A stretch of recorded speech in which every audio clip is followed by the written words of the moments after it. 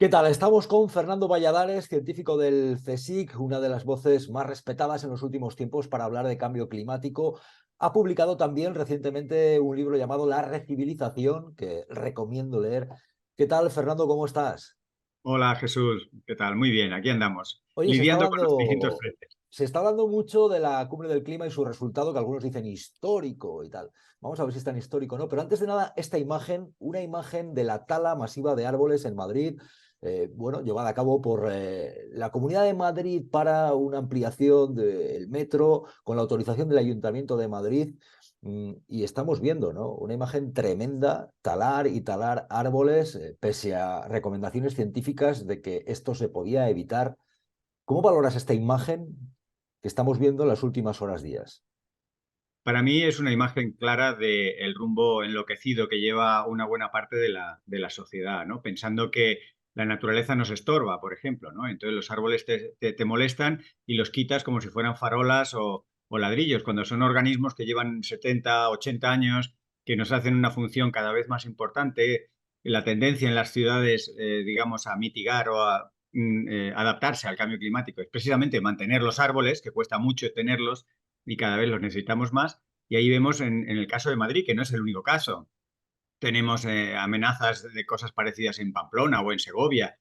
Es una visión completamente confundida de una parte de la sociedad que, pues eso, está peleada con la naturaleza y piensa que la tecnología es mucho mejor y es un grave error. Lo que pasa es que en este caso son dirigentes políticos los que deciden llevar esto a cabo, ¿no? En el caso de la Comunidad de Madrid de Ayuso, con la autorización del Ayuntamiento de Almeida, y había alternativa a esto, ¿no? Yo veía que tú compartías, por ejemplo, en las redes sociales Claro. que había alternativa, pero ¿por qué estos políticos deciden llevar a cabo esto? Bueno, el por qué quizás sea un porqué, casi una pregunta retórica, ¿no? Porque el por qué planea en nuestras cabezas. Lo sorprendente es que a pesar de la gran respuesta social, la gran protesta sostenida, muy bien orquestada por los vecinos y vecinas, consultando a distintas fuentes, a científicos, a técnicos, a distintas personalidades, pero además apoyados por colectivos muy variados y que han hecho actos muy emocionantes y muy necesarios de integración social, de integración de la gente con los problemas, ¿no? Para que la gente sea parte de la solución de los problemas. Y planteaban y ponían sobre la mesa esas alternativas a la tala de los árboles que no se han escuchado posiblemente por razones, bueno, puramente economicistas a corto plazo, porque es muy práctico hacer un urbanismo de este estilo, que va precisamente en contra de lo que es la adaptación climática. O sea, es exactamente, se coja esa idea y se haga al revés, es lo que corresponde a una ciudad como Madrid de cara al calorazo que nos está viniendo, ¿no? Ujú. En fin, la economía y el ladrillo que se impone al clima y a la Tal naturaleza y cual. al medio ambiente, ¿no? Sí, por desgracia es algo que estamos viendo en muchos ámbitos y yo creo que lo quiero ver también como una oportunidad, porque son escenas, digamos, tan crudas y son situaciones casi tan dramáticas y patéticas y anacrónicas, y fíjate, todo palabras esdrújulas, ¿no? Que nos tendrían que hacer reflexionar sobre nuestros cabezazos contra un muro, ¿no? El muro de la realidad. Hemos enredado con el clima, hemos enredado con muchas cosas. La salida, la ciencia la indica claramente, la ciudadanía lo va captando y, sin embargo, algunos responsables políticos se afanan en seguir con el modelo que nos trajo a esto, ¿no? Y cuando ese modelo hay que irlo adaptando a los tiempos que corren. A lo mejor el urbanismo en ciudades como Madrid hace 30 o 50 años tenía otras prioridades y podía tener otros márgenes. Hoy necesitamos árboles, necesitamos naturaleza por la salud mental de las personas, por la salud física de las personas y por la salud planetaria. Al final, no puede haber más razones para hacer justo lo contrario de lo que se propone con la tala de Madrid. Te quiero preguntar por hasta qué punto los intereses de grandes potencias y empresas energéticas, gente que puede mover el mundo, se Uh imponen -huh. a los intereses climáticos de todos, ¿no? Cumbre del clima. Se está hablando, permíteme que analice un par de sospechas. Una, cuando veo a miles de lobistas del petróleo en una cumbre del Uh -huh. clima organizada en Emiratos Árabes Unidos, potencia petrolífera, y Uh además -huh. algunos titulares que inciden mucho en acuerdo histórico, histórico, histórico. Y luego yo leo y, no sé, yo tengo la sensación de que hay una voluntad de hacer, ¿no? O hemos pactado que vamos a pactar. Me da esa Uh sensación. -huh. O sea, tanto Uh como -huh. histórico, histórico, no lo sé, pero bueno. ¿Cómo te quedas con la cumbre del clima de Dubái, con el resultado? Es para ti, Bueno, ¿cómo es? di- digamos que ya soy un poco perro viejo en cumbres y ya he visto muchas cumbres en las que antes de arrancar se levantan muchas expectativas, porque indudablemente la emergencia climática te hace pues tener cierta preocupación, ansiedad incluso, ¿no? Y dices, a ver si el cambio climático por fin lo abordamos con seriedad. Y se levantan muchas expectativas, esto ha pasado 28 veces. Y luego cuando acaban las cumbres es como un jarro de agua fría de que los acuerdos no son tan no están a la altura del desafío climático. Bien, en este caso ha ocurrido un poco eso. Es verdad que se le llama cumbre histórica, ¿no? ¿Y por qué es histórica? Pues en parte también por las circunstancias que tú mismo estás comentando, ¿no?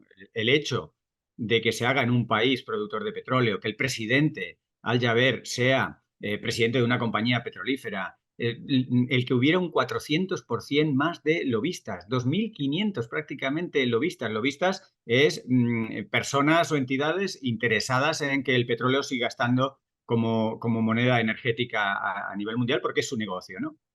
Todo esto le daba ya unas circunstancias casi históricas, pero en el último momento se salvaron algo los muebles y por verlo con un poco de positividad, es verdad que por fin, se habla del petróleo y los combustibles fósiles y no de esa especie de tapadera que han sido hasta ahora las emisiones, porque aunque las dos cosas están relacionadas, las emisiones es mucho más vago porque hay muchas más cosas que generan emisiones de gases de efecto invernadero que el petróleo y que los combustibles fósiles, aunque estos, los combustibles fósiles, son los principales. Entonces tú te escudabas en reducir emisiones, hablar de emisiones y no sé qué, y no estabas hablando del elefante en la habitación, que era el petróleo. Así que en este caso, por fin, en el acuerdo aparece el petróleo, aparece el gas, por supuesto el carbón. Del carbón ya hace tiempo que estamos bastante convencidos de que hay que dejarlo a un lado porque es muy poco eficiente, ¿no? Para la energía que da, lo que contamina. Pero digamos que tiene tintes históricos positivos esta cumbre, pero el jarro de agua fría también está ahí, ¿no? Hay fuertes limitaciones. Yo diría que de las 4 o 5 cosas que destacar de lo que se logra de esta COP, todas son un poco agridulces, ¿no? El fondo de daños y pérdidas, por ejemplo, ¿no? Para compensar financiera y económicamente a los países y a las regiones que más han sufrido, que más están sufriendo el cambio climático, que además suelen ser las regiones y países que menos han contribuido a los gases de efecto invernadero. Entonces, ese fondo, por fin, después de varios años, de varias COPs, ya está instrumentado financieramente cómo hacerlo, el Fondo Monetario Internacional, el Banco Mundial, etcétera, han ido encontrando, es verdad que se han hecho muchos líos y han tardado muchísimo, cosa bastante inexplicable porque para otras cosas se dan mucha prisa, y ya está ahí, ¿no? Y los países ya están poniendo dinero, pero cuando uno mira el dinero que están poniendo los países, ostras, yo no soy muy bueno con cifras, pero redondeando, de momento en la hucha se han puesto 700 millones que parece mucho, pero es el doble de lo que gana Cristiano Ronaldo en un año.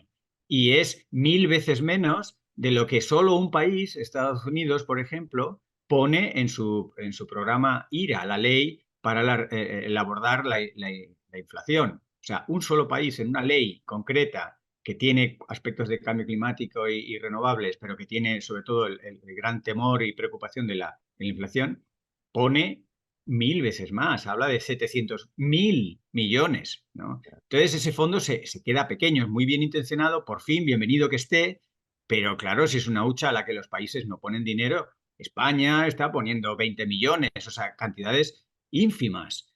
Ese es uno de los logros, un O sea que logro, ves, como ves digo, aspectos un poco. agridulces, por así decirlo. En este caso hay un aspecto, digamos, teórico que se pone en marcha, pero faltan fondos. Y decías que hay algún aspecto más agridulce en esta cumbre. Yo de estas cumbres siempre temo el hecho de la propaganda, es decir, que se intente vender Claro. algo propagandísticamente y que luego realmente rasques, porque luego los Ujú. grandes titulares, histórico, histórico, histórico, la gente ve, la Total. prensa, los medios, histórico, y se queda histórico, qué bien. Vamos a Sí, seguir, pero luego hay que analizar en qué más ves que hay, si no cierto tocomocho, mira, cierta apariencia y luego rascas y a este comentario que haces, que es verdad que digamos que a nivel de ciudadano nos puede irritar mucho esta propaganda, este aspecto propagandístico, también a veces hay que ponerse, aunque sea un momento, en la piel de los negociadores y diplomáticos. Y a veces esa sonrisa, que es un poquito falsa, porque detrás pues no hay sustento para esa sonrisa y esas palabras amables, esos triunfalismos, esos abrazos con lo que acaban todas las cumbres, de lo hemos logrado, ¿no? hay un poco de propaganda pero sin embargo facilitan, abren vías. Yo también, es algo que no va mucho con mi propio ADN, pero que tengo que entender que vivimos en un mundo difícil, con idiosincrasias muy difíciles y muy distintas, con países y regiones, partidos políticos, con visiones muy diferentes. Y un poco de lubricante positivo, que puede tener tintes de propaganda y ser algo falso, pero hacen falta para que estas negociaciones vayan. Dicho esto, en las cosas así un poco agridulces, para mí lo más agri es que siguen estando estas cumbres sin ser vinculantes. Lo que se acuerde no es vinculante. Eso es No es un grave obligatorio, problema. vaya. Ujú. Claro, los países se llevan unos deberes a casa, ¿no? Dicen, tienes que hacer esto, este es el marco, esta es la justificación, esto es tal, tal, tal. Deberán hacer, tendrán que hacer los países tal y cual cosa, pero no es vinculante. Y además tampoco hay sanciones. Es decir, si incumples, pues no tiene consecuencias. Estas dos cosas, el que no haya vinculación y el que no tengan sanciones, yo creo que también las sanciones se podrían acompañar de incentivos a los que incluso superen los objetivos. Es decir, que no tenga consecuencias el que lo hagas o no lo hagas y el que no haya ninguna vinculación en un marco jurídico que te obligue más, son dos cosas que son crónicas en todas las COP. Obama en su día sorteó este obstáculo y entró a partir del Acuerdo de París, logró que fuera, digamos, desde la honestidad, la transparencia y que cada país hiciera una auditoría honesta de sus emisiones y de lo que podía hacer. Entonces, como que le dio un poco la vuelta a la tortilla para decir, venga, va, no vamos a imponer, ya que esto de imponer no está en la mentalidad de los que nos juntamos aquí, pero sí vamos a estimular, impulsar desde abajo que cada país haga lo mejor que esté en su lado. Eso, en su momento, hace ya 8 años, pues tuvo un valor positivo, pero todavía estamos un poco atrancados ahí. Para mí ese es uno de los aspectos más agris, ¿no? Los Ujú. aspectos dulces, que lo leeremos en todos los resúmenes de la COP, tal, pues la eficiencia energética, el triplicar el peso de las renovables, son cosas que sí, que ya empiezan a estar en negro sobre blanco y son muy necesarias, pero no son la solución, contribuyen a facilitar esa transición. Pero falta más carne en el asador, falta más compromiso explícito y medidas más audaces. Se abren puertas a cosas un poco ambiguas que los políticos tienen que andar explicando, ¿no? Aparece por ahí otra vez las energías alternativas tipo nuclear, que dices, ¿qué pinta esto aquí? Pues bueno, pues cuando lo quieres ver con buenas palabras, se dice que es para que algunos países, por ejemplo Francia, que tiene una fortísima inversión en nuclear, pues que encuentre esa otra manera, porque la nuclear, pues en el momento de producir energía no emite, pero si analizamos todas las emisiones relacionadas con producir energía en una nuclear, al final no salen las cuentas tan positivas. En fin, son aspectos un poco turbios, pero que yo creo que forman parte de esa constelación de cosas que se dejan en un acuerdo para que los países puedan engancharse a lo que le cuadra mejor a su propio mix energético o estrategia energética, ¿no? Sí, porque de hecho se está diciendo, ojo, porque se plantean alternativas que pueden ser también sucias, ¿no? ¿De qué Claro. alternativas se está hablando y pueden ser también contaminantes? Bueno, pensemos que las propias renovables no son inocuas, ¿no? Indudablemente un gigavatio de renovable es mucho más limpio que el mismo gigavatio obtenido de quemar combustibles fósiles, pero también tienen un impacto ambiental de las instalaciones, la producción, el mantenimiento. Se genera, por ejemplo, en los molinos, en las instalaciones eólicas, hay un aceite muy contaminante que periódicamente hay que ir reemplazando. La vida de los fotovoltaicos son 25 años y hemos montado muchos. Dentro de, ya no tanto como 25, sino dentro de 20 años, dentro de 18 años habrá que renovar todo eso. Se está trabajando en la tecnología de reciclar, reutilizar. Sabemos todo el desafío de los minerales que están implicados. No son inocuas, son mejores y pueden ayudarnos. Si no se aborda claramente, como también en esta misma COP se ha hablado, ¿no? Un cambio de modelo económico hacia un enfriamiento de la producción y el consumo, es decir, dicho en esas palabras que no gustan, pero que hasta nuestra propia reina ya mencionó, ¿no? Del decrecimiento. Bueno, pues si no os gusta la palabra, buscamos otra. Pero el decrecimiento económico es ineludible y lo mejor que podemos hacer es ineludible porque está chocando contra los límites planetarios y llega un momento que dices, o sea, o decreces o te decrezco. Básicamente eso es lo que nos dice el planeta, ¿no? Y los físicos y los químicos y los científicos en general decimos, oye, está pasando esto, estamos infringiendo estas leyes físicas, químicas y biología del planeta, y la única manera es envainar y enfriar la economía. Si no lo hacemos, entonces nos daremos un cabezazo, ¿no? Claro, porque Así hasta que qué punto, Fernando, digamos que se está primando siempre lo económico, el beneficio por encima de la salud y de los cuidados. Hasta qué punto las grandes energéticas, por ejemplo, manejan el cotarro y tienen esos lobbies, esas influencias que suponen claro. a los gobiernos o que influyen o que los ejecutivos ante eso se achantan. Eso sigue ocurriendo en el planeta, ocurre en el planeta. Claro, totalmente. Por eso en el título de mi libro le llamo la recivilización. Tenemos una gran oportunidad de convertir este problema, este atranque, al que hemos llegado precisamente por lo que dices, ¿no? Porque hemos dejado que la economía se ponga por encima de la política. Es decir, las decisiones que puedan tener que ver con la salud, el bienestar y la prosperidad de las personas quedan supeditadas a hacer negocio. Y eso lo hemos aceptado desde hace más de un siglo y está incluso en nuestras constituciones, en nuestras cartas magnas, sabiéndolas leer, se ve que la economía es la reina y todo lo demás va subordinado. Es decir, que tú o yo enfermemos, bueno, pues ¿qué se le va a hacer? Lo importante es que tú o yo no entorpezcamos el crecimiento del Producto Interior Bruto. Y dices, pero esto dicho así no lo encontramos muchas veces, pero en el fondo es así, ¿no? Y yo muchas veces lo contrasto con economistas, lo hablo en otros por ver si estoy equivocado, que yo deseo estar profundamente equivocado con estos análisis. Y no, en el fondo no.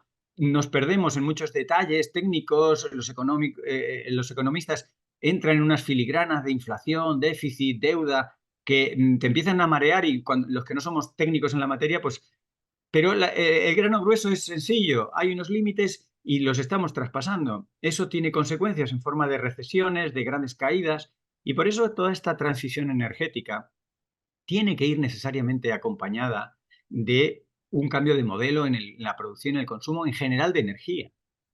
Pero lo podríamos decir con el agua, lo podríamos decir con cualquier recurso básico. Por mucho que mejoremos la eficiencia, que es una de las joyas de la COP28, ¿no? Que se ha planteado ya firmemente una duplicación en todos los países del esfuerzo en eficiencia energética. Quiere decir, hacer más con menos, ¿no? No dejar que la energía se pierda, vale. Ya hace siglo y medio, Jevons vio que la paradoja que lleva su nombre, la paradoja de Jevons, también conocido como efecto rebote, que cuando aumentas la eficiencia, en una primera instancia todo bien, pero a medio plazo acabas consumiendo y produciendo más. Al final acabas haciendo más y estamos en una situación en la que tenemos que hacer menos. Entonces la eficiencia te ayuda, pero hay que verla como una herramienta de apoyo para una transición. Pero lo que hay que tener acompañando a la transición a renovables, la eficiencia energética, muchos cambios económicos, financieros y energéticos, tiene que ir de fondo esa mentalidad de hay que limitar el crecimiento y hay que limitar el negocio. Es que es así, pero lo hemos visto como con el precio del gas, las propias gasísticas, las propias empresas energéticas necesitaban que se pusiera topes a esos precios porque al final generan situaciones enfermizas en el propio sistema económico. O sea que hasta los que ganan dinero en el corto plazo, mucho dinero, con esta, digamos, con esta dinámica, son los que entienden que ese sistema así no es sostenible, que en medio plazo eso colapsa. Pues teniendo Con todas esas ese... informaciones, tanto de los interesados como de los afectados, como de la reina y de los científicos, la ciudadanía, teniendo toda esa información, ¿por qué no avanzamos más? Y Con esto es este, una de las preguntas que siempre me hago, ¿no? Con este panorama, Fernando, ¿el planeta dónde está? ¿Está en la atención primaria? ¿Está en observación? ¿Está en urgencias? ¿Está en la UBI o está en la UCI? ¿Dónde está el planeta? Bueno, siempre hay que acotar que el planeta, que está prácticamente en la UCI, ¿no? Está teniendo fibrilaciones y le cuesta oxigenar, valga la metáfora de la oxigenación, pues en realidad son condiciones para el ser humano. O sea, los límites planetarios, que no es una metáfora, sino es una medida científica, ¿no? De por dónde estamos y cómo de seguro es la situación respecto a 9 grandes parámetros de estabilidad planetaria, son condiciones para nosotros. O sea, son condiciones para el ser humano. El ser humano es una especie muy sensible, muy vulnerable, que requiere muchas cosas, agua, proteínas, temperaturas X, ¿no? Y cuando se calculan esos límites planetarios y cuando se habla del estado del planeta o esta pregunta que tú me haces, es una pregunta muy de nosotros, que entendamos que lo que está en riesgo es primero nuestro bienestar y eventualmente hasta nuestra propia supervivencia. O sea, estamos llevando contra las cuerdas a nosotros, porque los sipuncúlidos, los virus, los nematodos encontrarán seguramente formas de vivir. Y, por supuesto, la geología y la astronomía no se van ni a enterar de nuestra aparición y desaparición. Es por nosotros. Es muy paradójico que nosotros estemos enredando con los procesos naturales y los grandes ciclos de la materia y la energía, siendo nosotros los primeros en notar y sufrir los impactos. Para mí esa es la oportunidad, ¿no? De darnos cuenta de esto globalmente, de cambiar el rumbo y luego, claro, hay que ajustar todos los pequeños o concretos rumbos de las actividades económicas, las actividades sociales, todos los equilibrios, las desigualdades, por ejemplo, los derechos humanos, que parece que no tienen nada que ver y el cambio climático es mucho de derechos humanos y de bienestar, ¿no? Lo que pasa, Fernando, yo veo que estás hablando, haces un discurso, digamos, de intentar hacernos llegar cómo están las cosas y que debemos cambiar el paradigma, pero yo te voy a plantear otro, y eso es que si realmente lo saben y no hacen nada porque no conviene. Es decir, por ejemplo, conocíamos recientemente ese informe de la Universidad de Harvard diciendo una de las grandes petrolíferas del mundo, Exxon, supo durante décadas de los daños que tenía su explotación de los recursos para el planeta y lo ocultaron. Es decir, tú estás hablando de hacernos llegar. Sí, yo creo que la gente más, bueno, luego están los negacionistas que vamos a hablar de ellos, pero se sabe por parte de políticos, se sabe por parte de potencias económicas que existe la destrucción del planeta. Lo que pasa es que no les conviene detener esto de forma tajante. Yo creo, Fernando, que no está tanto en saber que esto ocurre como en el hecho de ponerse manos a la obra, que no interesa. Es decir, hasta qué punto el cortoplacismo y la influencia y la presión de potencias y agentes económicos impide esto. Es decir, estamos en manos de, no sé, yo diría de alimañas a las que no les importa tanto el futuro del planeta como su beneficio de aquí a que se mueran, porque eso es la realidad. Hay mucho magnate que está más, creo yo, en el beneficio que tenga en este año que en lo que vaya a ocurrir con el planeta dentro de 30, porque dice, ya no estaré. Yo creo que esa es la desgracia que tenemos hoy en día, ¿no? Es decir, que bueno, pero a esta gente no hay que convencer, a esta gente hay que hacerle que cumpla, porque ya saben lo que hay. Claro. Se han ocultado informes durante décadas. Totalmente. Bueno, lo mismo que se ha sabido de Exxon, hace poco se supo también de la Shell. Lo vimos en su día con el tabaco, ¿no? Y se pone como gran analogía, ¿no? Que las industrias tabacaleras mentían a propósito de que no había riesgo para la salud, sabiendo lo de hacía décadas que, por supuesto, provocaban cáncer de pulmón. Pues algo parecido ocurre con las petroleras, que lo saben desde hace mucho. Cuando decías que estamos en manos, sí, estamos en manos, pero somos unos bebés inquietos que podemos cambiar de manos. Quiere decir que no, esto no es un contrato para siempre. Por ejemplo, el otro día escuchábamos, yo ojiplático y otros haciendo muchas guasas, al responsable de turismo de Andalucía, hablando de las temperaturas de casi 30 grados en Málaga, diciendo, donde otros ven problemas, yo veo oportunidades. Claro, yo creo que eso es una declaración completamente irresponsable. Muchas personas han perdido el norte de dónde están, ¿no? Esta persona, si eso lo comenta en el bar o en el círculo familiar, pues oye, estupendamente. Pero hablando públicamente desde su puesto, pensar que 30 grados en Málaga en pleno diciembre es una oportunidad, eso es una tremenda irresponsabilidad, ¿no? Y claro, lo mismo que es una irresponsabilidad talar miles de árboles en Madrid, son actos absolutamente irresponsables ante los que tenemos que ir desarrollando tolerancia cero. Entonces, indudablemente, como dices, cada vez hay más gente que lo sabe. Yo hablando con el sector privado, teniendo reuniones de trabajo, conferencias con grandes grupos textiles, farmacéuticos, digamos, grandes empresas energéticas, claro que encuentras personas responsables, serias y digamos, que te dan esperanza. Lo que pasa es que ellas tienen que jugar dentro de unas reglas, ¿no? En el baloncesto hemos aceptado todos que la pelota no se toca con los pies, ¿vale? Pues ese tipo de reglas se pueden cambiar. Y es la esperanza que podemos tener todos, ejerciendo tolerancia cero y siendo cada vez unos ciudadanos no solo más informados, que lo vamos estando, pero nunca está de más informarse mejor y más, ¿no? Pero además, ciudadanos y ciudadanas empoderados, conscientes del tremendo poder que tenemos, que no es solo, digamos que hay tres pasos, el 1, 2, 3. El 1 es enterarse. El 2 es no solo actuar a nivel individual siendo sostenible y buena persona, sino entrando en a quién votas y cómo consumes para también incidir en las grandes decisiones de los responsables políticos y de los grupos privados. Bien, esa es la fase 2. Pero hay una fase 3, que es tan o más importante, que es la de mostrar apoyo a aquellos y aquellas entidades, personas, sean privadas o sean del sector público, que empiecen a mostrar valentía. Y te voy a decir cómo se mide la valentía, porque claro, valentía es una palabra que lo aguanta todo.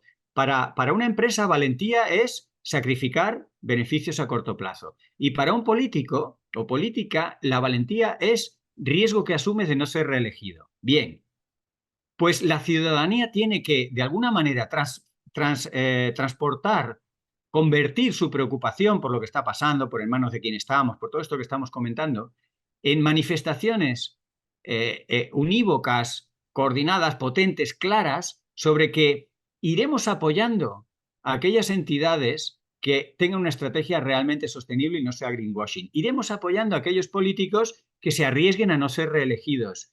Y no podemos dar mensajes un poco mixtos, porque muchas veces damos un mensaje de teoría, vamos muy bien, pero luego en la práctica, oye, que no me toquen esta cosa que para mí es muy importante. No, ahí es donde tenemos que todos, y muchos de estos CEOs y políticos también forman parte de esto y entienden eso, ¿no? Tenemos que ir formando digamos, una nueva civilización o sociedad o cada vez un colectivo más amplio de personas que tenemos que apoyar a aquel o aquella que decide arriesgar. Tenemos que vivir estamos en lo que se conoce como la era de las consecuencias. La era de las consecuencias es, después de habernos reído de los límites planetarios, ahora estamos pagando consecuencias. En la era de las consecuencias tenemos tanto que perder que hay mucho que tenemos que arriesgar. ¿Quién es el más valiente? ¿El que no tiene nada que perder o el que puede ganar mucho? Ese es el valiente. Y estamos en una situación de esas. Podemos ser mucho más valientes de lo que nos hemos acostumbrado. Podemos ser valientes haciendo cosas incómodas. Y muchas de estas medidas que tenemos de alguna manera que apoyar a quien las proponga van a ser incómodas. El decrecimiento, aplicar medidas de enfriado de la economía, por supuesto que van a tener consecuencias algo incómodas. Nos van a abrir otras ventanas de bienestar y prosperidad, pero tenemos que tener las gafas graduadas para verlo. De momento notaremos cosas incómodas, como será difícil ponernos de acuerdo, etcétera, etcétera. Pero si no entendemos bien dónde estamos y no nos atrevemos a apoyar a aquellas personas que se mueven en esa dirección, y en las empresas, por ejemplo, hay mucho margen para ir aflojando esa tremenda competitividad. Y ahí necesitamos a un Estado que establezca, como el ejemplo que he puesto del baloncesto, ¿no? Las reglas. Es que el gobierno tiene que ir poniendo unas reglas cada vez más conservadoras, protectoras del medio ambiente y de lo público, para que en esas nuevas condiciones se establezca el juego del negocio privado. Y muchas empresas, muchas grandes empresas, lo van entendiendo. Y se pide la figura de un Estado emprendedor, de un Estado que intervenga. Pero uno de los problemas es que esto tiene una lectura muy en clave política y mucha gente piensa que eso es de izquierdas. Y eso nos empobrece a todos, porque no es ni de izquierdas ni de derechas, eso es matemáticas, eso es funcional. Y hay que intentar sacarlo de esa polarización tan absurda de no, esto es un mensaje de rojos, yo no soy rojo, pues esto no lo compro. Que no, que esto es una estabilidad de un sistema que tiene ingredientes de física, química y matemáticas, aparte de que a ti te pueda caer mejor o peor, o de tu familia o de tu forma de trabajo estés orientado en una ideología, eso es independiente, tienes que hacer caso a los números. Lo que pasa es que cuando uno ve los discursos negacionistas, está negando el cambio climático. Hay partidos como Vox que directamente hacen apología Claro. de todo esto, ¿verdad? ¿Qué hay detrás? ¿Hay más intereses económicos de quienes les financian o les apoyan? ¿Hay más ignorancia? Las dos cosas. ¿Hay querer llegar a determinado electorado? ¿Hay un negacionista ignorante? ¿Hay un Claro. negacionista interesado económicamente? ¿Qué hay, Fernando? Pues básicamente hay tres tipos de negacionismo, dos ya los has mencionado. Hay un negacionismo por ignorancia, hay distintos tipos de ignorancia, porque hoy en día tener una ignorancia completa de materias, por ejemplo, como el cambio climático, es casi imposible, pero no entender las conexiones del cambio climático con los derechos humanos, pues se puede entender y por tanto hay que explicarlo. Hay un cierto grado de ignorancia. El negacionismo más común es el negacionismo interesado. No me interesa que haya cambio climático. No, no, yo niego que las vacunas curen el COVID porque, por lo que sea, yo no quiero vacunar a mis hijos. Entonces, es un negacionismo interesado que en cierto modo es conocedor de la realidad, pero la niega. Y luego la tercera forma, que no, nos parece casi anecdótica y no lo es una patología. O sea, hay un negacionismo patológico. Desde que el ser humano es ser humano, desde que nos organizamos en sociedades más o menos complejas, realidades que te superan, las niegas. Es una patología psicológica perfectamente descrita. Las niegas de mayor o menor medida, consciente e inconscientemente, pero cuando tú te ves pequeño ante una gran complejidad, eso niegas que existe y miras a otro lado. Eso es una patología, como digo, más o menos grave, más o menos tratable, y precisamente muchas de esas personas que sufren ese tipo de, digamos, patologías, se exponen en las redes sociales a la peor medicina. Está demostrado que el peor sitio donde cuando tienes esas ansiedades, bloqueos o negaciones con, digamos, con tintes patológicos que te niegan que te limitan a ver los datos y a entender la realidad, donde peor puedes ir es a las redes sociales, donde te van a utilizar muchas veces los negacionistas de tipo 2 interesados, utilizan a los negacionistas patológicos como arietes para que digan las burradas más burras y ellos detrás apoyados en esa estela que van generando. No, sí, de Ese tipo entrada, de a ver, de entrada negacionistas, muy, muy listo, un negacionista no es, pero a mí sí me interesa la parte del negacionista interesado económicamente. claro, que es el Hay mayoritario, intereses, claro, hay intereses económicos detrás de claro. postulados de partidos políticos como Vox que están negando el cambio climático. ¿Les mueve tener el discurso que beneficia a los grandes poderes económicos? Totalmente. Para mí la esperanza, para que esto no se convierta en una nueva guerra o en una variante de una guerra entre opiniones políticas y tú estás en lo cierto, tú estás falso, no sé qué, que me parece estéril y me parece muy frustrante. Para mí la esperanza está en encontrar una narrativa que yo personalmente ensayo y que intento aprender y enseñar, que es la de que el rendimiento económico que van buscando detrás de estas negaciones, de estas actitudes contra la ciencia y demás, es un rendimiento económico a muy corto plazo. Lo podemos asimilar a la dinámica del pelotazo. El pelotazo tiene bastantes acepciones, tanto en la economía como el pelotazo electoral, como la oportunidad de decir lo que toca en un momento de incertidumbre y que de repente, pues lo que ha pasado en Argentina, ¿no? El voto desesperado de una población que lleva décadas sumida en la incertidumbre económica y en unas situaciones así que votan desesperadamente a alguien que dice cosas muy diferentes, ¿no? Eh, Eso es un pelotazo político, ¿no? Y los partidos populistas están ejercitando con mucha profesionalidad pelotazos políticos. Y esto ha ocurrido siempre en la historia de la humanidad, ni dicho con estas palabras ni en las circunstancias actuales, pero desde que el ser humano es ser humano, cuando hay momentos de incertidumbre, ha habido golpes de timón populistas que no conducen a nada, que no resuelven el problema, que niegan muchas cosas esenciales, pero que dan una imagen de autoridad y de practicidad y tal, que muchas personas en esas situaciones de crisis apoyan. Lo que tenemos, yo creo, es que desmontar esos discursos, no enfrentándonos a las barricadas, porque van a ser mejores que nosotros, son mucho más violentos que nosotros, ¿no? Entonces, creo que hay que encontrar la forma de argumentar que eso tiene los días contados, incluso para ellos mismos. Como decía, las grandes empresas que tienen decenas de buenos asesores, claro que ponen las luces largas y se preocupan por el cambio climático, aunque luego en el corto plazo, en determinados acuerdos no se note, ellos lo saben. Tenemos que generar las condiciones para que eso no sea un demérito para la empresa y no les ponga en una situación de debilidad frente a otras que siguen con el chip puesto. Por eso hay que apoyar cuando hay síntomas de que en las empresas empiezan a plantearse seriamente estrategias a largo plazo. Cuando hablamos de largo plazo, nos vamos a entender. Claro. Empresas, gobiernos y ciudadanos, pensemos que los políticos es material fungible. El material inventariable somos los ciudadanos, ¿no? Los que estamos aquí. Y eventualmente los políticos pasan a ser ciudadanos tarde o temprano. Con lo cual, cuando lo entendemos y ponemos las luces largas, un financiero, un petrodólar, un científico, un deportista, tenemos objetivos muy parecidos y eso es lo que hay que identificar, lo que nos une y la preocupación más global. Y luego las diferencias, pues bueno, bienvenidas sean y no pasa nada. Porque en este panorama, Fernando, hay una oleada negacionista, al mismo tiempo que se evidencia cada vez más el cambio climático, oleadas negacionistas que pueden estar ligadas a propuestas políticas, incluso gobiernos populistas. Claro, claro, las estamos viendo. Y de hecho, son muy eficaces porque tienen fondos que financian fundaciones identificadas. En la era Trump teníamos los nombres y las entidades y las cantidades que se aportaban para, con ese dinero, emplear las mejores herramientas para, en fin, la pseudoverdad y la introducción de bulos, ¿no? En una ciencia que se conoce como agnotología, que es la inducción deliberada de ignorancia. Porque la ignorancia puede ser directamente por no saber o por beber en fuentes equivocadas y tal.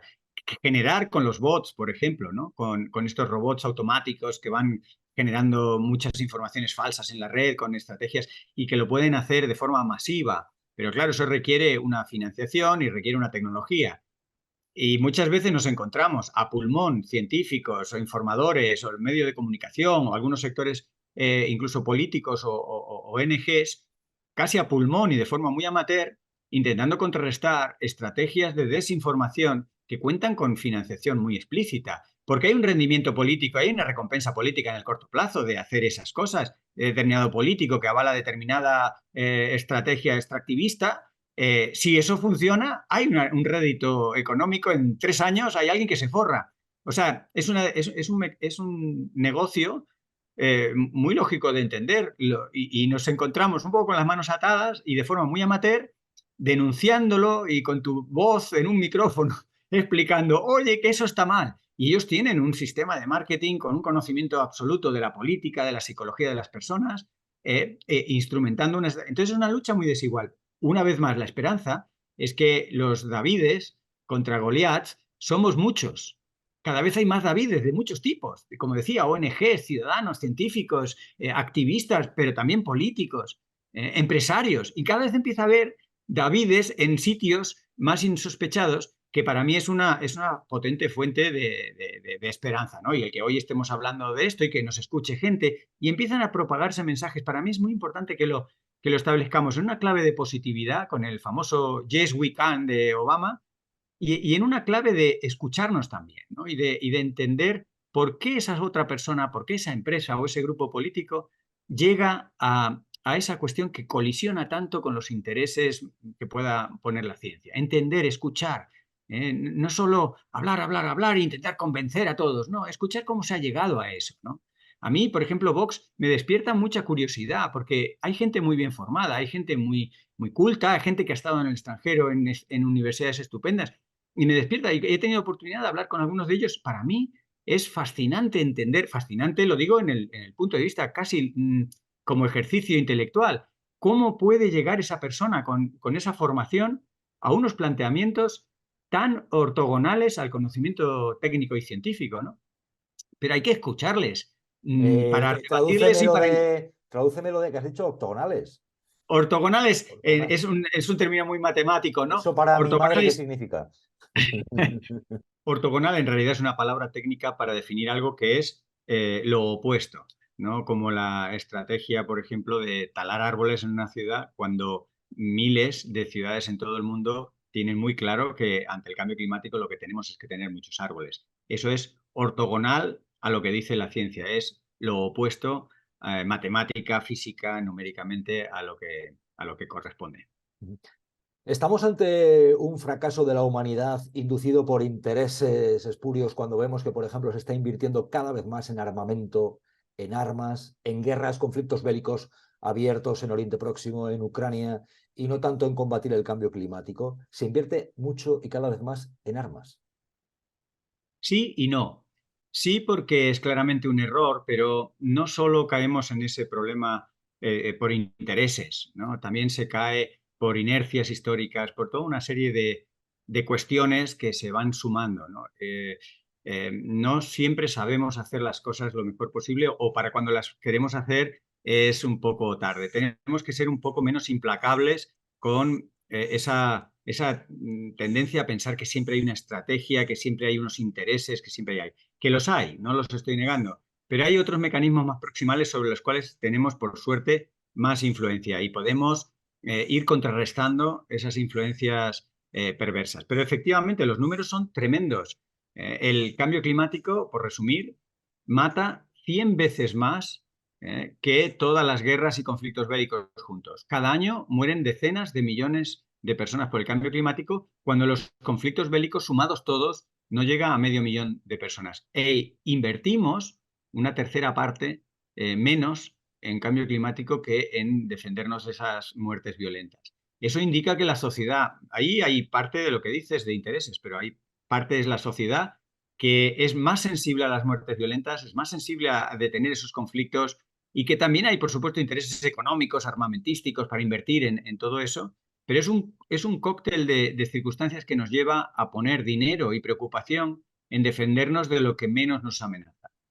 Invertimos menos en cambio climático que en armas.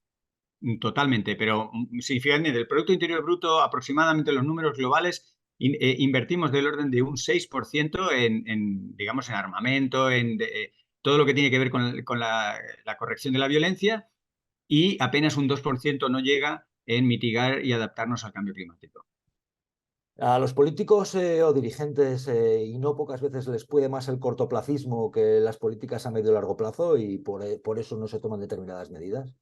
Eso es uno de los principales escollos. Pero claro, los políticos no lo hacen así necesariamente porque son tontos, egoístas o muy limitados. También son un poco las reglas de juego democrático que hemos establecido. Tenemos unas democracias muy primitivas, la verdad. Unas democracias en las que solo las usamos una vez cada 4 años para elegir a unos representantes que luego nos quejamos de que no nos terminan de representar. Se nos olvidan muchas cosas en esos 4 años que podemos ir haciendo, entre otras, crear un tejido que permita tomar decisiones y planear estrategias a largo plazo, que trasciendan esos periodos electorales. Y solo enseguida pensamos en pactos de Estado. Bueno, eso es una forma, pero hay muchas más cosas que se pueden hacer para al sistema educativo, al sistema sanitario, a los problemas ambientales, a los problemas geopolíticos, darles un recorrido de décadas, ¿no? Así que todos formamos parte un poco de ese cortoplacismo. Lo hemos aceptado y, por lo tanto, somos parte de los que lo pueden cambiar. Cuando la pandemia se dijo saldremos mejores, incluso podemos haber tomado nota de los efectos que puede tener el maltrato del planeta para que estemos así, pero pasan los años y estamos olvidando lo ocurrido porque tendemos a olvidar y a caer en los mismos errores. Totalmente. Y una vez más, aquí también hay que sumar más de un proceso, ¿no? Hay un proceso puramente biológico. El ser humano, como una especie longeva, tiene completamente determinado en su ADN, en su sistema endocrino, en su emotividad, el olvidar y el pasar página. Necesitamos olvidar y pasar página de traumas. Y la COVID ha sido un gran trauma, como lo son conflictos bélicos y demás. En ese pasar página, lo interesante, lo nutritivo, lo fructífero, sería que aprendiéramos para no caer en esa misma página y volver atrás, ¿no? Eso era lo que nos propusimos durante la pandemia y digamos, y establecimos cruzadas en lo personal, en lo familiar, incluso en lo profesional, para no caer en los mismos errores. Eso es difícil de lograr, porque tenemos que no sucumbir a las cosas que nos resultaron familiares, a las cosas con las que nos acostumbramos a vivir. Y eso requiere una reflexión que no es la que luego tienes cuando te desconfinas. En el confinamiento éramos todos muy reflexivos. Aparte de estar asustados, teníamos tiempo para la reflexión. Ahora estamos menos asustados y no tenemos ese tiempo para reflexionar. Ni interesa a veces quizás que se reflexione demasiado en cosas trascendentales como el cuidado del clima. Claro, y pensemos que el modelo social y económico a lo que nos impele es a que seamos trabajadores y a que estemos generando, produciendo. No importa para qué, ni no importa para quién. Tú trabaja, trabaja, trabaja, trabaja. Espera, en algún momento el propio trabajador, los sindicatos han demostrado claramente insuficientes para decir, vamos a parar, pero todos tenemos que hacer un ejercicio de parar y pensar, parar y reflexionar, parar y cuidarte, parar y cuidar, parar y mirar de ojo amplio hacia dónde vamos, para qué trabajar tanto, este trabajo, qué consecuencias tiene en mi salud, en la salud del planeta. Esto requiere parar, ¿no? Y nos lleva el día a día a corre que te corre. Y si no cuidamos el planeta va dándonos respuestas y algunas de ellas negativas y terroríficas incluso para la humanidad. Totalmente. Hay una tendencia que no es muy científica, pero a veces es una narrativa bastante intuitiva, que es la venganza de Gaia, por ejemplo, ¿no? Gaia como la diosa de la Tierra, que el planeta al que tratamos mal se venga de nosotros por ser un poco crueles o con otras especies o maltratar a la naturaleza. Es una forma un poco poética, no muy científica, pero que de alguna manera es un análogo a lo que estamos haciendo. Y lo que hemos comentado de que paradójicamente el ser humano enredando con los procesos naturales, contaminando, cambiando el clima, eliminando otras especies, se está poniendo las cosas muy difíciles a sí mismo, ¿no? El bienestar físico, psíquico y su futuro. Ujú. Dos observaciones de un chaval de pueblo que soy yo, cada vez menos chaval. Vamos a ver, me subo a la cumbre del Moncayo y observo, o voy al santuario del Moncayo y veo en el horizonte un montón de molinos de viento, molinos de estos de empresas energéticas y demás, y a mí particularmente que haya determinados molinos en determinadas zonas me molesta, me Mm. afecta visualmente, me parece una canallada colocar tantos molinos en determinadas zonas, pero lo estoy viendo cada vez más en determinados entornos naturales que me parece, sinceramente, haber perdido el norte o que haya intereses económicos por detrás. ¿Soy Ujú. raro o tengo motivos para pensar esto? No, no, yo creo que tu sentimiento es compartido por muchos a los que nos gusta el campo y que pasamos ratos al aire libre o paseando, ¿no?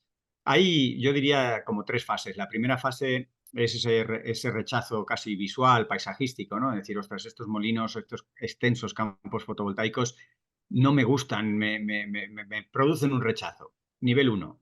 Nivel dos, hay actividades incluso económicas que se ven comprometidas. Imagínate un emprendedor que quiere hacer un desarrollo en una zona rural de un turismo verde y establece no sé, una casa rural con encanto y se ponen delante de la casa rural estos tremendos molinos, pues esa actividad desaparece. Con lo cual hay algunas iniciativas para rescatar la actividad en el medio rural que se ven comprometidas por esas grandes instalaciones. Y en tercer lugar, que esas instalaciones tienen un impacto, ¿no? Se calcula que mueren 1 millón de murciélagos cada año por los impactos con los aerogeneradores, miles de especies de aves, por supuesto, cientos de millones de insectos. Claro que tiene un impacto ecológico, también tiene un impacto económico, ambiental más general. Son instalaciones que no salen gratis en muchos aspectos, no solo económicos. Y por tanto, eso hay que valorarlo y hay que entrar a la famosa pregunta que nadie contesta, que es cuánta energía realmente necesitamos, ¿no? Nadie aborda esa pregunta en esos términos porque es una pregunta de un niño o una niña de 8 años, ¿no? Yo también quiero ser un chaval como tú y quiero hacerme esas preguntas porque esas preguntas básicas siguen sin contestarse. ¿Cuánta energía necesitamos? Desde luego, mucha menos de la que se está programando y se está poniendo, aunque sean en energías más amigables como las renovables, ¿no? Eso es pasar de un problema, combustibles fósiles, a otro problema, energías renovables con todo lo que tienen, que es verdad que son más amigables, pero no son perfectas ni inocuas. Claro, estamos hablando del justo medio, hasta qué punto ya se sobrepasa lo necesario para ir ya al beneficio. Y yo digo mi punto de vista, yo no tengo en Uh -huh. contra de molinos de viento en determinadas zonas, no tengo nada en contra si no hacen un impacto al medio ambiente que yo estoy observando cada vez más en lugares que digo, ¿cómo se les ha ocurrido la barbaridad de colocar aquí tantos molinos en Claro. determinada zona?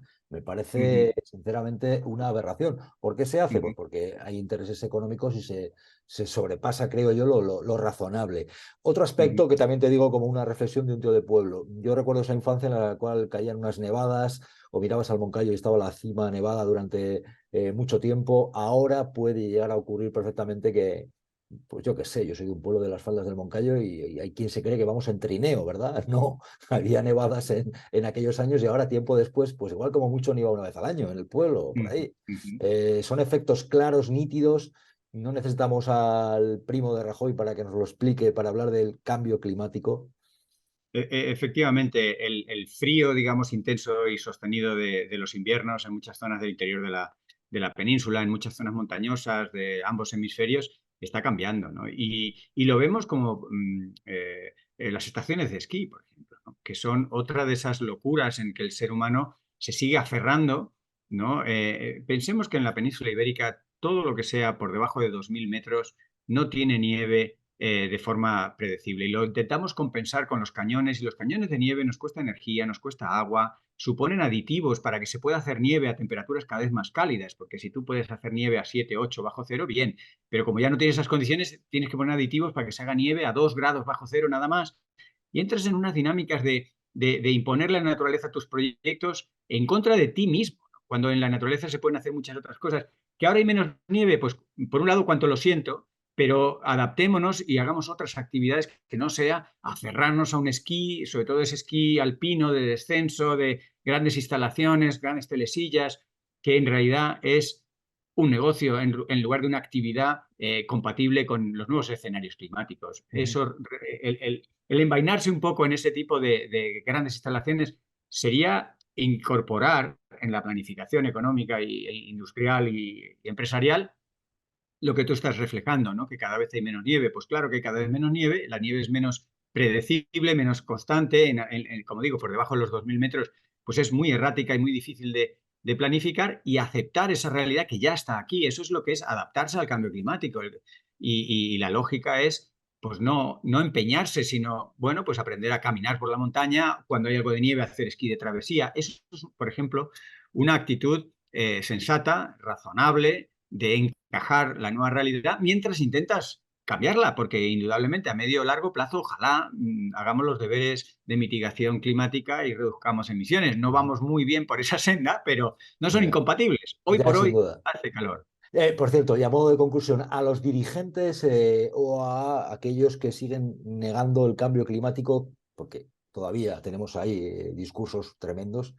Con la excusa del cambio climático, lo que están haciendo es restarnos libertad. Joder, ¿dónde está la contaminación, coño? ¿Dónde está la contaminación? A ver, que yo la vea. Mi primo, supongo que sabrá, claro. Y entonces dijo, oiga, he traído aquí a 10 de los más importantes científicos del mundo. Y ninguno me ha garantizado el tiempo que iba a hacer mañana en Sevilla. ¿Cómo alguien puede decir lo que va a pasar en el mundo dentro de 300 años? No lo sé. Es decir, no lo sé. Es un asunto al que hay que estar muy atentos, pero en fin, tampoco lo podemos convertir en el gran problema mundial. ¿Dónde está la contaminación? A ver, que yo la vea. El debate del cambio climático, si es un cambio natural, si es un cambio que obedece al ser humano, pues es algo que desconozco realmente. ¿Dónde está la contaminación? A ver. ¿Qué les diría a los que niegan el cambio climático? Les pediría empatía, amabilidad, responsabilidad y valentía, pero sobre todo les pediría que ejercieran de buenos seres humanos, que leyeran libros como El buen antecesor, ¿no? Que te animan a ser eso, un buen antecesor, ¿no? ¿Qué legado político puede dejar una persona que niega la evidencia científica y que al final lo que queda es desolación, pobreza, muertes evitables, traumas, negocios que colapsan? ¿Ese es el legado que quieren dejar estas personas? ¿O se quieren aliar a todos los que estamos impulsando con mayor o menor fortuna una nueva civilización? Yo opino lo segundo y creo que de forma amable les invitaría a que se unieran a nuestra cruzada idealista pero posible. Fernando Valladares, autor también de otro libro que yo recomiendo, La Recivilización, y bueno, científico del CSIC y una voz muy respetable y con el que gusta hablar de estas cosas que tanto nos afectan y nos van a afectar.